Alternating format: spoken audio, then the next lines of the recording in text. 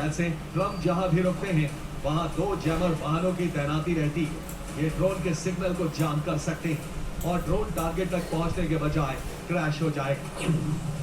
Iran के पास sleeper cell का मजबूत नेटवर्क है। यूएस में भी ईरान का स्लीपर सेल मौजूद है।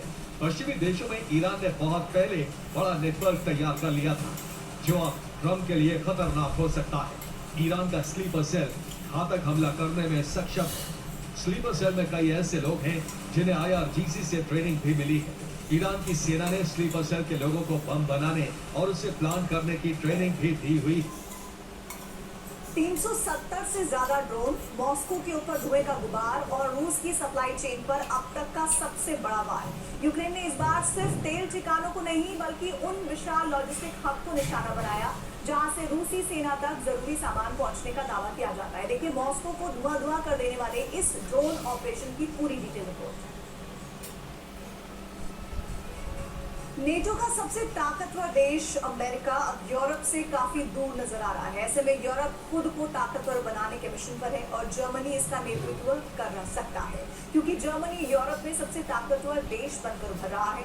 जर्मनी ने अब परमाणु युद्ध के बारे में ज्यादा जानकारी हासिल करने के लिए फ्रांस से नई डील की है। दोनों देश परमाणु प्रतिरोध पर सहयोग बढ़ाएंगे। फ्रांस जर्मनी मिसाइल डिफेंस क्षमता को भी बढ़ाएंगे। जर्मनी इस साल के आखिर में फ्रांस के परमाणु अभ्यास में हिस्सा लेगा।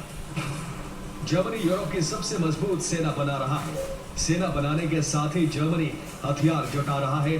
जर्मनी ने अमेरिका से 380 से ज्यादा कॉन्ट्रैक्ट किया है।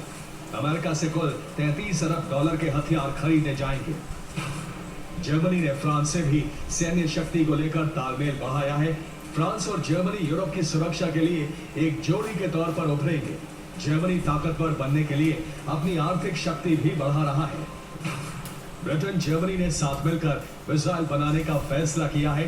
दोनों देश 2000 किलोमीटर तक मार करने वाली लॉन्ग रेंज मिसाइल बनाएंगे।